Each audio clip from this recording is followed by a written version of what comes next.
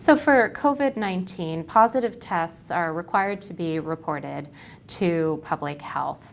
We have a state database that all labs, public and private, report to. Local public health receives those reports of positive tests, and we reach out to the individual who's been diagnosed with COVID-19 or someone that's close to them if we can't interview that individual. In that interview, we ask them information about how long they've been sick, what symptoms that they've had, and collect information on who they've been around, where they've been. That part of the investigation we call a contact investigation or contact tracing.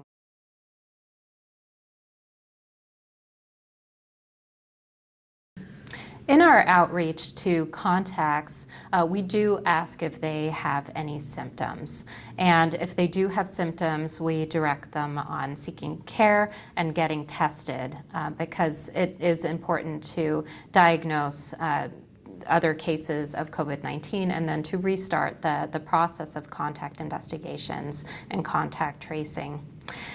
If people are not symptomatic, we recommend that they watch for symptoms for a period of 14 days since their last exposure, and also that they take additional precautions during this time, including staying away from people that are at high risk for having severe illness, so those who are over the age of 65 or have other health conditions.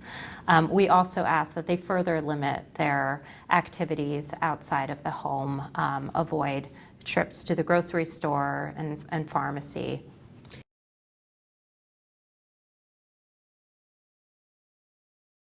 Contact tracing is most effective when people who have been exposed will quarantine during the time that they might get sick. And contact tracing is more effective when we have widely available testing. Our hope is to have testing available so that people get tested earlier in their illness course and when they have milder symptoms so that we can identify cases sooner and decrease the number of people that are exposed to the infection.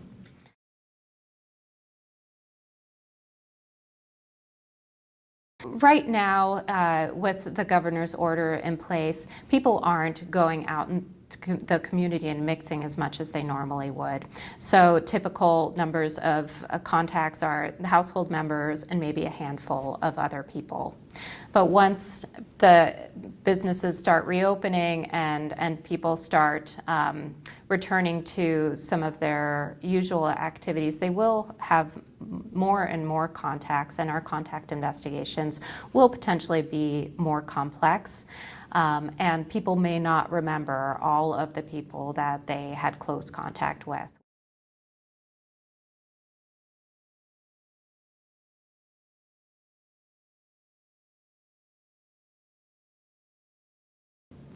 So in the early part of this process, we had only 5 individuals working in our disease control and prevention team, and we've gone up to 40. But we are in a process right now where there's not a lot of people out in the community and disease rates are starting to slow. We anticipate that those could increase, and we'll have more contact tracing that we need to do as more people come in contact with a variety of individuals. So we're going to need up to 180 individuals on our team to continue contact tracing over the next 6 months.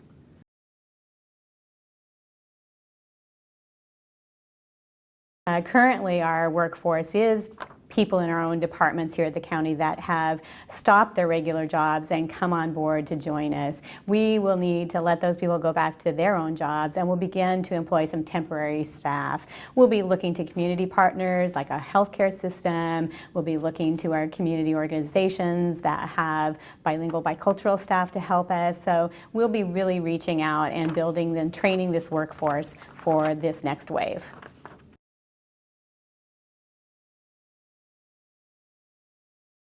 The Oregon Health Authority is already putting in place some processes to help us with training, with identifying where there are some opportunities to hire staff. So it will be a collaboration with the Oregon Health Authority and with local public health.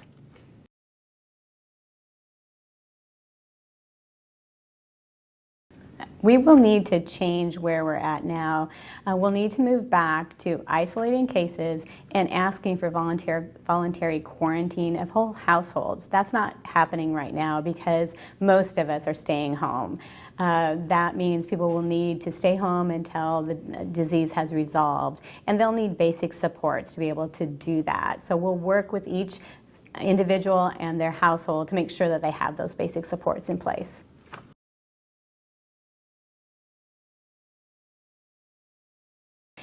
Washington County is committed in support with Oregon Health Authority and our federal partners to make sure that everybody can voluntarily isolate and quarantine in their homes. That's going to be harder for some than others. We will find the resources and the support to make sure that everyone has basic needs met, food, shelter, so that they can voluntarily protect themselves and protect the rest of the community through isolation and quarantine.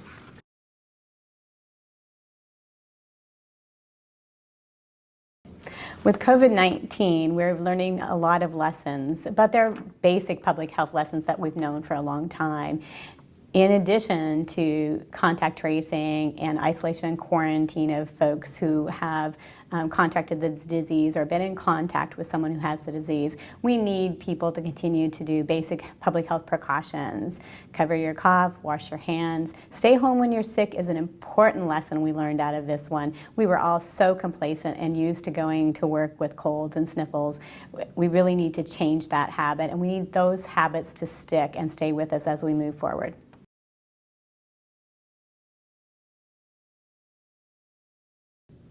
Hello, this is Nancy Griffith from Washington County Public Health. How are you today? Good, good. I'm calling you because you were tested positive for the COVID-19 virus. Yes, so you got that test. Good, good. Is this an okay time for us to go through some questions about how you're feeling today? All right, good. Thank you. Thank you for taking the time to talk to me. So,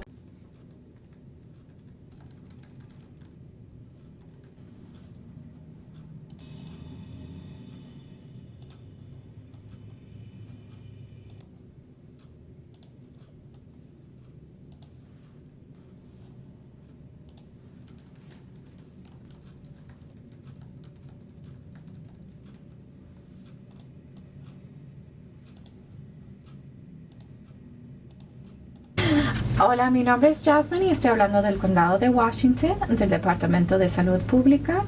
Estoy hablando acerca de sus resultados de la prueba del coronavirus. ¿Le ha hablado su doctor para darle sus resultados?